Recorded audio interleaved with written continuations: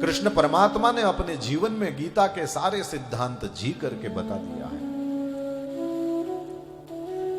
इसके बाद अर्जुन को कहा है, अपने मामा को मारा है, अपने भांजे को मरवाया है, तब जाके अर्जुन को कहते हैं कि तेरे सारे सगे संबंधी सामने खड़े हैं, उसको तू मार।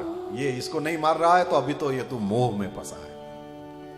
कृष्ण परमात्मा ने अपने जीवन में सारी चीजों को किया हुआ है, तब जाकर के कह रहे हैं कि तू कर। तो जहां पर ये आचरण से पवित्र हुई वाणी से अर्जुन को कह रहे हैं, क्योंकि शुरुआत करना कृष्ण को बड़ा कठिन लगा होगा, क्योंकि सामने जो बैठा है वो अपना मित्र है, भगवान के लिए भक्त भी है, प्रिय भी है, लेकिन अर्जुन की आंखें पहले तो कृष्ण को मित्र के रूप में ही देख रही थी। इसलिए तो फिर आगे जाकर के जब विराट रूप देखा तो कहता है ना कि मैंने आपको हे सखा कह दिया था कभी महाराज, हमने ये गलती करी, आप उसको आपने सहा है इसको। जैसे प्रिय अपनी प्रिया की वाणी को सह लेता है, इस तरह से आपने भी मुझे सहा है। महाराज मेरे उस अपराध को क्षमा करिएगा। अब मित्र भाव से जो सामने खड़ा है उसको कुछ उपदेश देना बड़ा मुश्किल, दुनिया के कुछ बड़े मुश्किल काम है, उसमें से एक ये है। दोस्तों को सलाह दिया जा सकता है, लेकिन जो मित्र भाव से सामने खड़ा है उसको उपदेश देना बड़ा कठिन है। ठाकुर जी ने भी तभी प्रारंभ किया जब उसने हाथ जोड़ कहा, मैं आपका शिष्य हूं। पहले तो ऐसा सोशल साइंस बोल रहा था, फिर कृष्ण की ओर देखा होगा उसने कि अभी ये ताली बजाकर कहेंगे हाँ सही है अर्जुन, चलो अपने युद्ध से वापस चले जाते हैं।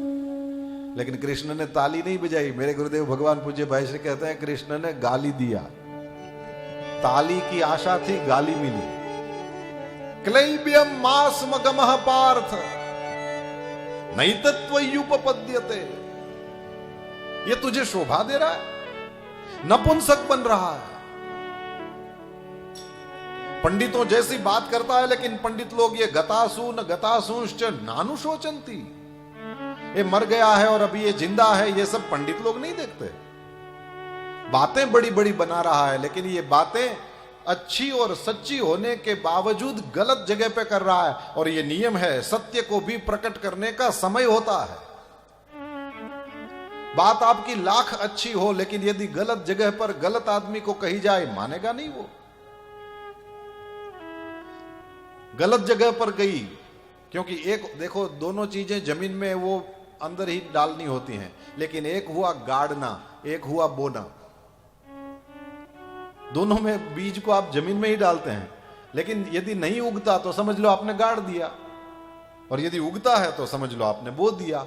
अब अर्जुन की ये जो बातें थी वो गड़ रही थी ऐसे ही काल के उसमें प्रवाह में, कहीं वो इसका कोई मतलब नहीं होना था। कृष्ण ने कहा ये क्या कर रहा है, और फिर ऐसा गाना गाया गीता के गायक ने, वत्सीकृत्य तु फाल्गुनम करुणया गीता दुहे नो नमः। आज भी हम उस गीता के दोहन करने वाले को नमस्कार करते हैं।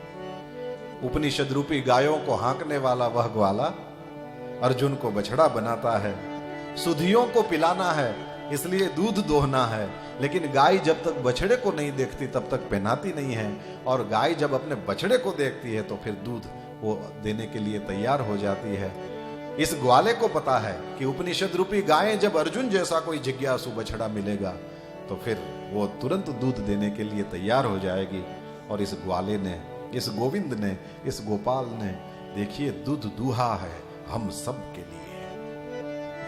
श्री कृष्ण ने गीता को कहा है, सबके लिए कहा है, सबको कहा है। हाँ, कोई अर्जुन जैसा सुन लेता है, सब लोग मिलकर के आरती कहें, घड़ियाल घंटा बजे, इसके लिए क्यों प्रयत्न? बस वही बात कि इस रूप में कृष्ण की गीता दिखेगी। हम इस रूप में श्री कृष्ण की गीता को यहां जिंदा नाचती हुई और सब लोगों के चरित्रों में भी उतरी हुई देखना चाहते हैं। पर सुनेंगे तब न समझेंगे, और समझेंगे तब न आचरण करेंगे, और इसके लिए यही सारा प्रयत्न है।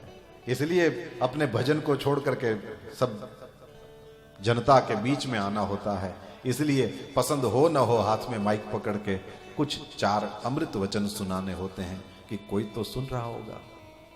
यहां ऋषि मुनियों के चरण पड़े हैं, यहां नारद जी, परशुराम जी, स्वयं कृष्ण भगवान आदि भगवान के कई अवतारों का आना हुआ है।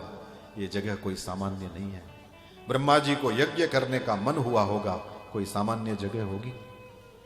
श्री कृष्ण परमात्मा ने गोपियों से फिर से मिलने के लिए इस जगह को चुना, कोई सामान्य जगह है क्या?